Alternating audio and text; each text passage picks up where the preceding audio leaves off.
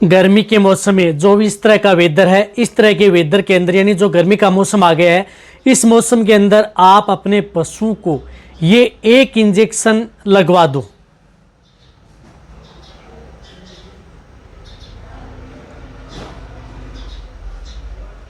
कौन सा इंजेक्शन है, वह कब कैसे लगाना आपको और क्या बेनिफिट आपको देखने को मिलेंगे। रही बात जितने भी जो डेयरी फार्मिंग वाले हैं या पशुपालक हैं, वह इस तरह की जो दिक्कतें हैं पशु में बहुत ज़्यादातर देखने को मिलेगी। इसके बचाव के लिए यदि वह इंजेक्शन यदि आप अपने पशु को यदि लगवा लेंगे तो कई तरह की बीमारियों से आप अपने पशु को बचा सकते हैं।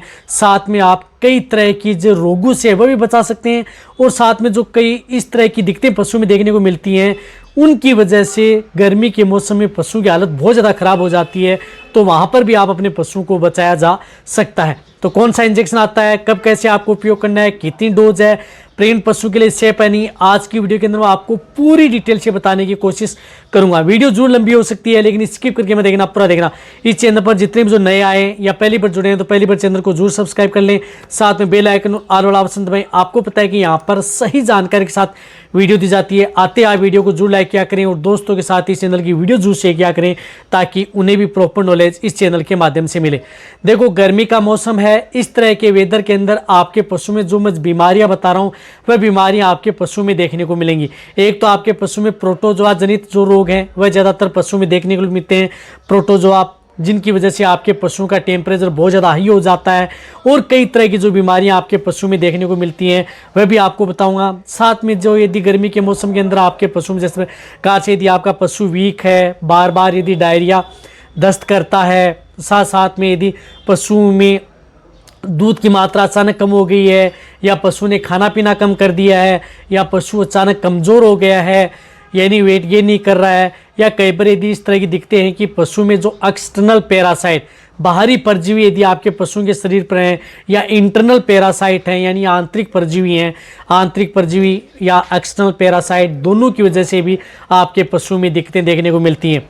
इसी तरह से यदि आपके पशु में स्किन इन्फेक्शन, अब ज़्यादातर क्या होता है कि गर्मी जैसे वेदर चेंज हुआ तो उस तरह के वेदर के अंदर आपके पशु में स्किन इन्फेक्शन ज़्यादातर देखने को मिलता है, जिससे स्किन खुरदरी हो जाती है, स्किन पर दाग धब्बे चकते हो सकते हैं आपके पशु में, या स्किन के ऊपर छोटे छोटे दाने से हो सकते हैं, या कहीं पर भी यदि आपके पशु में इचिंग हो गई, खाज खुजली हो गई या दाग धब्बे हो गए या स्किन पर छोटे छोटे दाने हो गए, तो उस तरह की स्थिति से भी आपके पशु में वह इंजेक्शन बचाता है, बट आपके पशु में बहुत अच्छा रिजल्ट देता है। इसी तरह से यदि पेट के अंदर वर्म्स हैं, पेट में वर्म्स हैं, कीड़े, पेट के अंदर कीड़े हैं जिसकी वजह से आपका पशु प्रॉपर खाना पीना नहीं कर रहा, दाना नहीं कर रहा या आपका पशु हेल्दी नहीं हो रहा है, तो वहाँ पर भी आप उस इंजेक्शन से लगा करके पशु को इस तरह की स्थिति से बचाया जा सकता है। एक्सटर्नल पैरासाइट, अब क्या है कि वेदर जैसे चेंज हुआ है तो उसकी वजह से आपके पशुओं के शरीर के ऊपर जैसे टिक है, माइट्स है, फ्लाई है, जू, चिचड़, किलनी, ये सबसे ज़्यादातर आपके पशु के शरीर पर देखने को मिलती हैं। तो जू, चिचड़, किलनी अब वेदर चेंज होते ही आपके पशु के शरीर पर देखने को मिलती हैं। ये क्या करती हैं कि पशु का ब्लड चूसती हैं, ब्लड चूसती हैं तो पशु की बॉडी के अंदर जिस प्रकार से आरबीसी हीमोग्लोबिन की मात्रा कम होती है, पशु एनीमिया में चला जाता है।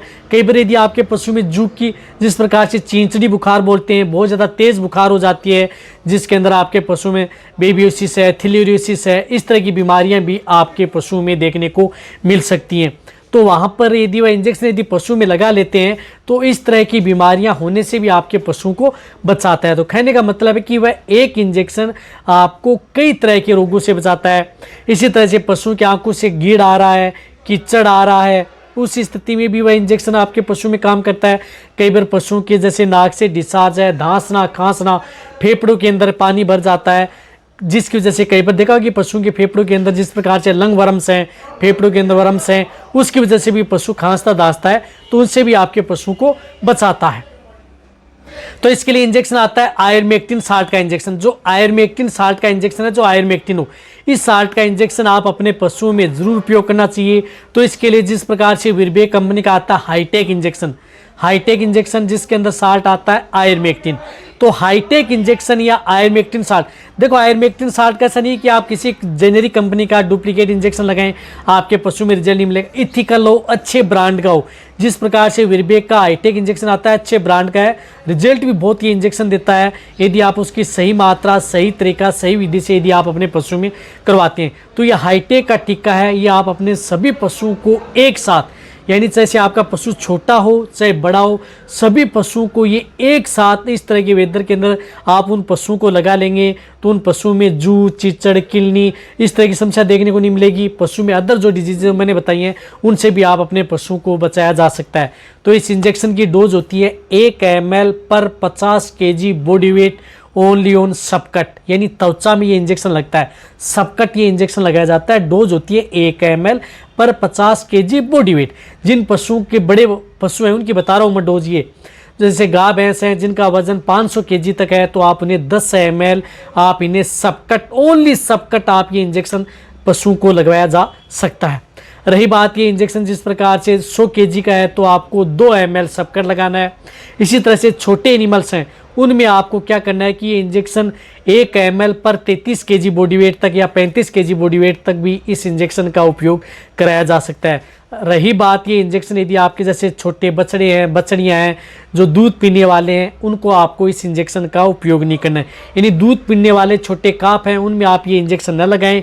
तो कहने का मतलब है कि 3 महीने से छोटे बछड़ों में आप इस इंजेक्शन का उपयोग करने की जरूरत नहीं है। 3 महीने से बड़े यदि पशु हैं तो उनमें आप सभी पशुओं में ये इंजेक्शन आप एक साथ सभी जो डेयरी फार्मिंग वाले हैं ताकि पशुओं को लगवा लें, ताकि इस तरह की दिक्कतें आप पशुओं में देखने को मिलेंगी। इससे आप अपने पशुओं को एक साथ बचाया जा सकता है।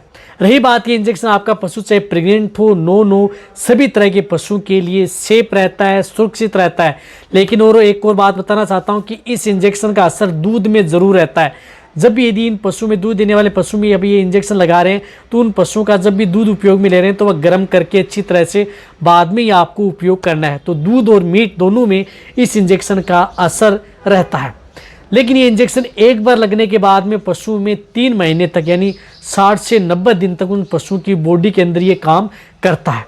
रही बात ये इंजेक्शन रिपीट करने की तो आपका वेटरनरी डिसाइड करता है कि कई बार ये इंजेक्शन 14 दिन या 21 दिन बाद में भी कई बार ज़्यादा क्रिटिकल स्टेज है पशु की तो ये रिपीट भी किया जा सकता है, लेकिन वह सिर्फ और सिर्फ आपका वेटरनरियन ही डिसाइड करता है। रही बात ये इंजेक्शन आप अपने वेटरनरियन के द्वारा ही आपको ये इंजेक्शन लगवाना है। ये वीडियो आपको सिर्फ एक नॉलेज के लिए बताया गया है ताकि आप जब भी पशु में उपयोग करें तो इस तरह की स्थिति में आप ये इंजेक्शन अपने वेटरनरियन से लगवा सकें।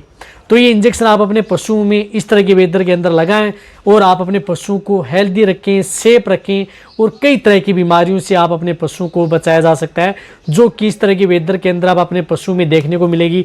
इसकी वजह से आपका पशुओं का हाँफना है, जिस प्रकार से हीट स्ट्रेस है, स्ट्रोक है, वह भी शिकायत देखने को मिल सकती है। रही बात जब यदि आपका पशु प्रेग्नेंट है, ज्ञापिन है, वह उसकी डिलीवरी होने वाली है, 1 महीना बच्चा है, तो उस स्थिति में 1 महीने पहले आप इस इंजेक्शन को लगाने की जरूरत नहीं है, वह भी आपको ध्यान रखना है।